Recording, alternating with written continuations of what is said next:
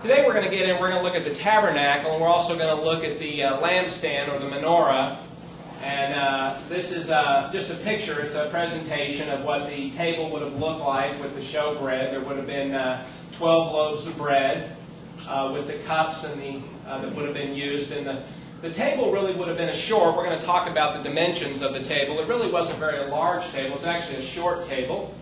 It would have had a little edge around it here, and this would have kept items from sliding off. And then, of course, you have the poles that run through here. I thought this was a pretty good representation.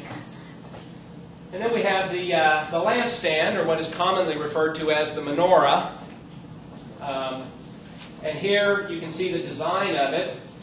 And by the way, you know, when we look through the biblical passage and we read through the scripture in Exodus, you're going to say, well, you can see how they came up with this design, but how did they come up with like this stair-step design down here? Where did this come from? You know, how did they come up with this particular design here?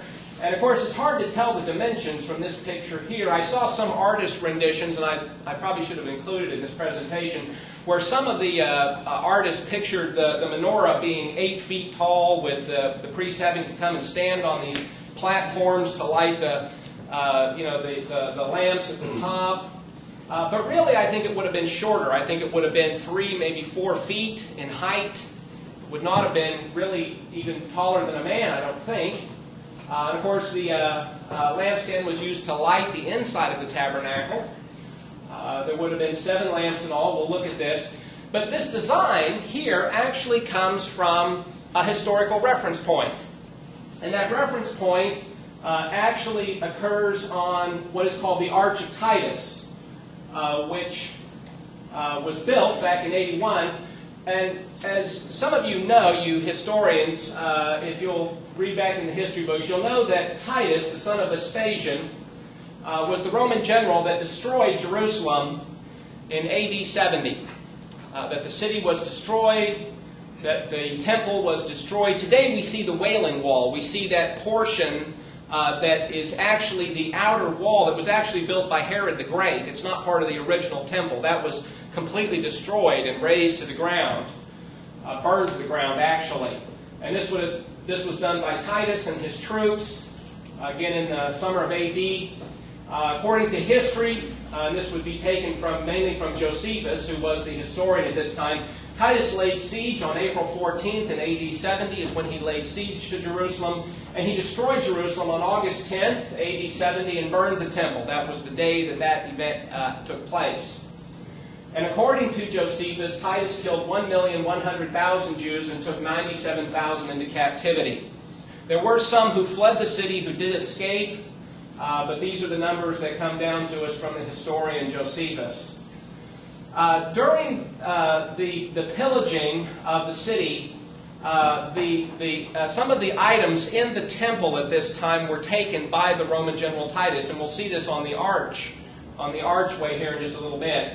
But the 2 items that show up there are the Table of Showbread, which is what we're going to look at today, and the Menorah. And he took these 2 items back to Rome as spoils of war. It's interesting that nowhere is the Ark of the Covenant ever displayed. And so it poses a big question mark as to, you know, if they even had it. Many believe that it was destroyed during the Babylonian destruction when Nebuchadnezzar came in and destroyed Jerusalem in 586 BC. But we know from history that these 2 events, these 2 items were taken.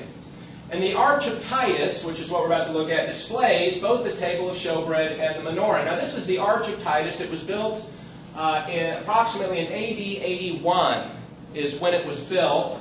And on the inside of the archway here, on the inside, if you go into the inside, well, on the top up here it has this inscription, which from the Latin it reads, "The Senate and people of Rome," and they referred to him as a divine person. They said, "To the divine Titus Vespasianus Augustus, son of the divine Vespasian," and that was the title that read at the top of the arch there. So it was dedicated to Titus, and that's why it's called the Arch of Titus there.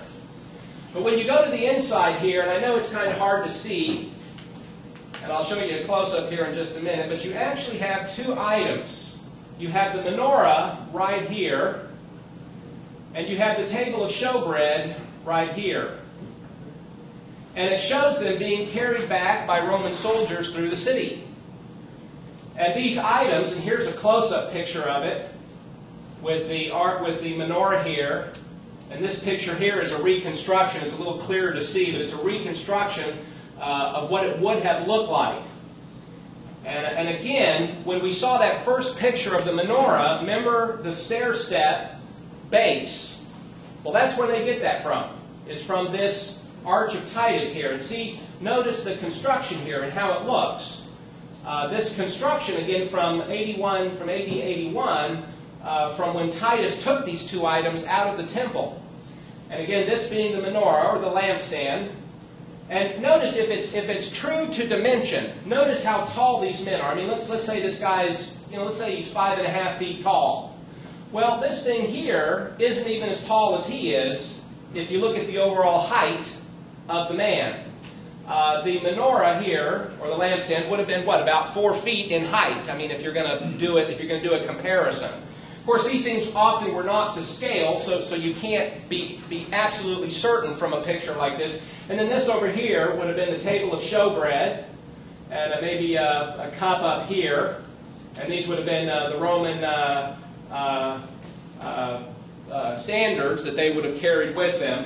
But again, we have these items from history that give us a picture that comes down to us. And it shows the historical reference points that we can look at these things.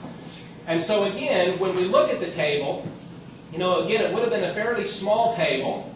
And the menorah, again, when we look at it and we see this stair-step platform and the way that they designed it, you can see where it fits very much the design as it was set forth in the Arch of Titus.